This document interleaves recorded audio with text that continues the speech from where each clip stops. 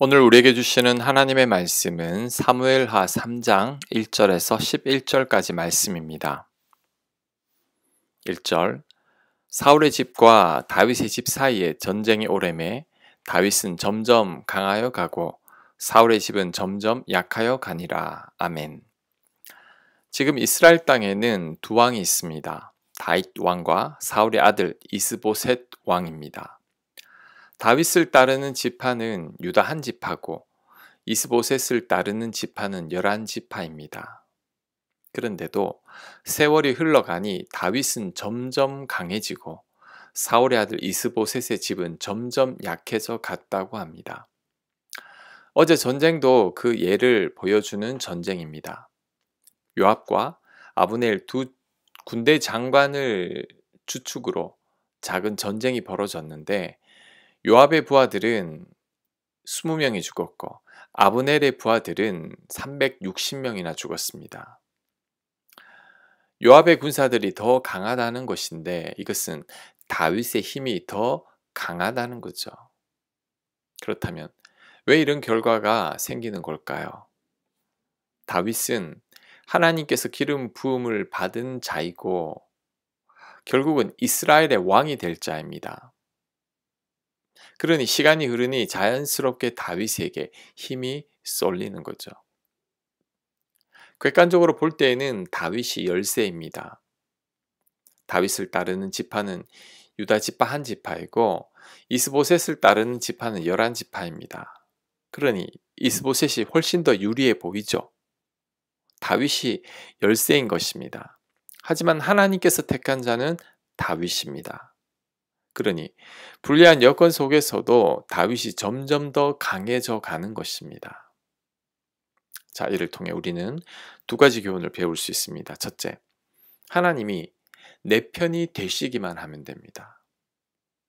내가 하나님 보시기에 합당한 자가 되기만 하면 됩니다. 그러면 불리한 여건 속에 있어도 괜찮습니다. 왜냐하면 다윗을 강성하게 하신 하나님께서 나도 강성하게 하실 것이기 때문입니다. 그래서 우리는 항상 우리 자신을 잘 점검해야 합니다. 내가 하나님 보시기에 합당한 자인지를 점검해야 합니다. 하나님께서 내 편에 서시도록 내가 하나님께서 기뻐하시는 삶을 살기 위해 애써야 합니다. 그럴 때 결국 우리가 형통하게 될 것입니다. 자, 두 번째, 우리는 하나님의 때를 기다릴 줄 알아야 합니다. 다윗은 비록 한 지파만의 왕이었지만 조급한 마음을 갖고 서두르지 않았습니다. 왜냐하면 자신을 왕으로 세우시겠다고 약속하신 하나님을 믿었기 때문이죠. 언젠가 하나님의 때가 되면 하나님께서 자신을 이스라엘 왕으로 세우실 것을 확신했기 때문입니다. 그러니 가만히 기다리는 거죠. 그리고 다윗의 믿음과 그 기다림대로 7년 반의 시간이 흐른 후에 결국 다윗이 이스라엘의 왕이 되었습니다. 통합된 왕이 된 거죠.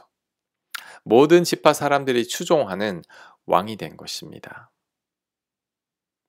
그러므로 우리도 하나님의 때를 기다릴 줄 알아야 합니다. 내가 원하는 때에 되기를 바라는 마음에 서두르거나 인간적인 방법을 동원해서는 안 됩니다. 그러면 항상 부작용이 생깁니다. 인위적으로 하려고 했으면 마찰과 갈등만 생길 뿐입니다. 아브라함이 첩을 통해 아들을 낳은 것을 생각하면 됩니다. 아브라함과 사라는 아들을 기다리지 못해서 첩을 통해 아들 이스마엘을 가졌죠. 하지만 그로 인해 하나님께서 주신 아들 이삭과 갈등을 겪게 되고 결국 이스마엘은 쫓겨나게 되죠. 이스마엘 후손들은 후에 이스라엘 백성들을 괴롭히는 민족이 되고 말았습니다. 서두르고 조급한 것은 내가 믿음이 없는 겁니다.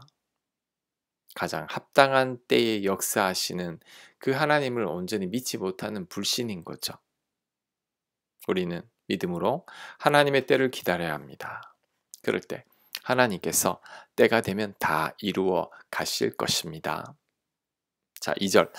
다윗이 헤브론에서 아들들을 낳았으되 맏아들은 암논이라 이스라엘 여인 아히노암의 소생이요 둘째는 길라압이라 갈멜 사람 나발의 아내였던 아비가일의 소생이요 셋째는 압살롬이라 그술 왕 달메의 딸 마아가의 아들이요 넷째는 아도니아라 학깃의 아들이요 다섯째는 스바다의 아비달의 아들이요 여섯째는 이드르암이라 다윗의 아내 에글라의 소생이니 이들은 다윗이 헤브론에서 낳은 자들이더라. 아멘. 다윗의 아내들과 아들들이 나옵니다. 다윗은 도망 다닐 때 두 아내를 얻었고 헤브론에서 왕이 되었을 때 네 아내를 더 얻었습니다. 그래서 6명의 아들을 두었습니다. 이 구절들이 의미하는 바는 다윗이 형통했다는 겁니다. 그래서 아내와 아들들을 많이 두었다는 겁니다. 다윗이 너무나 형통하고 강성하니 아내와 아들들이 많아졌다는 것을 말씀하고 있습니다. 자, 그런데 한편으로는 불안한 생각도 듭니다. 다윗의 아내가 너무 많은 것 같죠.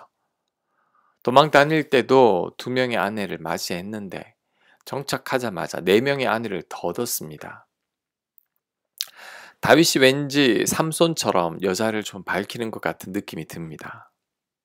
그러다가 결국 어떻게 됐나요? 여자로 인해 넘어지게 되죠. 후에 다윗이 밧세바와 간음하는 죄를 범하게 됩니다.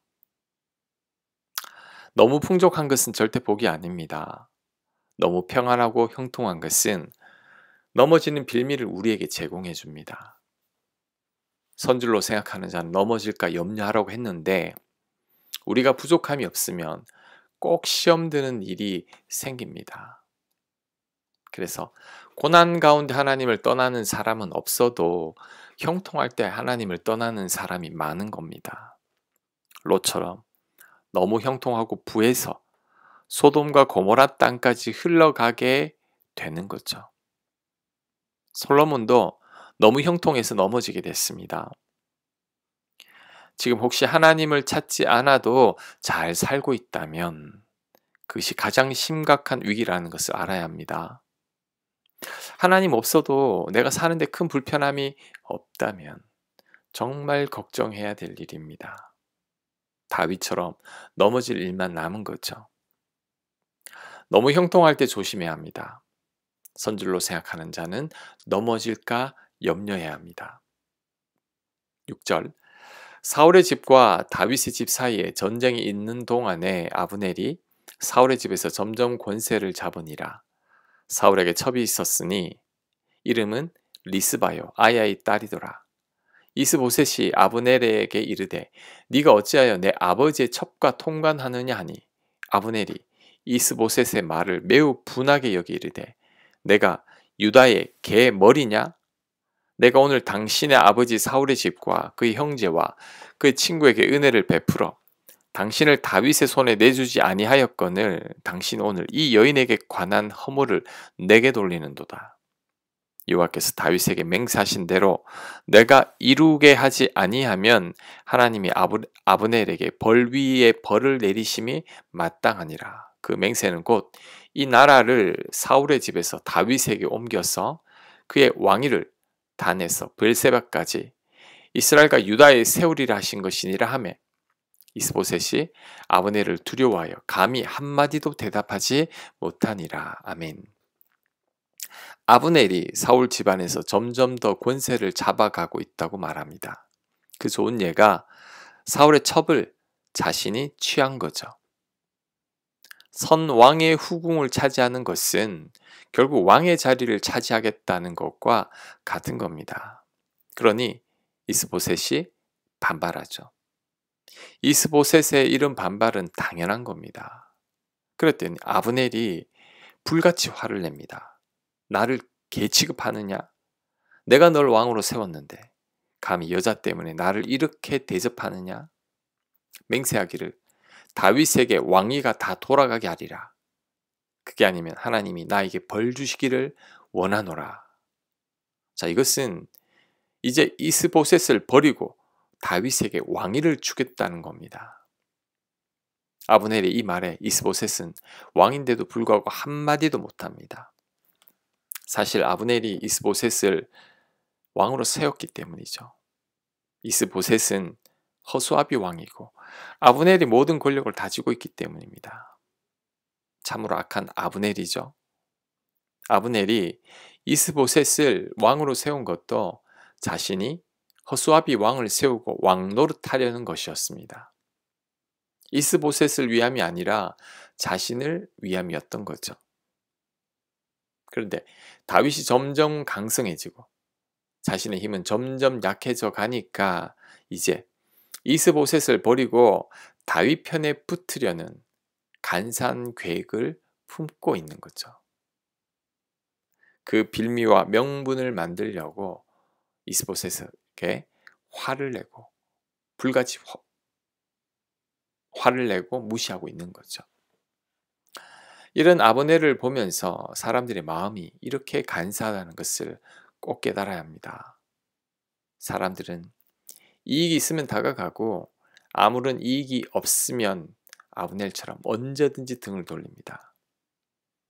어제 이 친구가 오늘의 적이 되기도 하죠. 이런 아브넬 같은 사람들이 우리 주위에 많습니다. 이런 자들을 조심해야 합니다. 특히 이런 자들의 공통점이 있습니다. 제가 몇 주 전에 말씀을 드린 적이 있는데 이런 자들의 공통점은 강자에게 약하고 약자에게 강하다는 겁니다.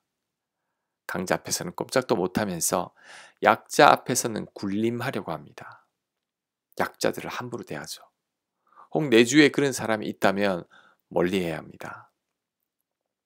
아무리 나에게 잘한다고 해도 그 사람은 절대 가까이 해서는 안 됩니다. 바로 아브넬 같은 사람이기 때문이죠. 이런 사람들은 정말 조심해야 합니다. 우리는 약자한테 잘하는 사람을 가까이 해야 합니다. 그 사람이 정말 좋은 분입니다. 바로 예수님이 그런 분이셨죠. 예수님은 약자 편이셨고 약자를 위해 십자가에 달리기까지 하셨습니다. 그러니 우리는 약자를 섬길 줄 아는 자들을 가까이 해야 합니다. 그분들이 정말 좋은 분들입니다. 그분들을 가까이 할 때 가장 복된 삶을 살 수 있습니다. 꼭 그렇게 되시길 간절히 축복합니다. 아멘. 묵상과 적용 질문입니다. 다윗처럼 하나님의 때를 잘 기다리고 있습니까? 아니면 그 때를 기다리지 못해서 조급한 마음에 내 뜻대로 서두르고 있습니까? 스스로를 잘 성찰해 보시기 바랍니다. 그리고 내 주위에 아브넬과 같은 사람은 없는지도 꼭 점검해 보시기 바랍니다. 기도합니다. 하나님, 다윗처럼 하나님의 때를 기다리게 하옵소서. 하나님보다 앞서지 않게 하시고 조급한 마음에 서두르지 않게 하시고 우리 주변에 아브넬과 같은 사람을 멀리하게 하여 주옵소서. 예수님 이름으로 기도합니다. 아멘.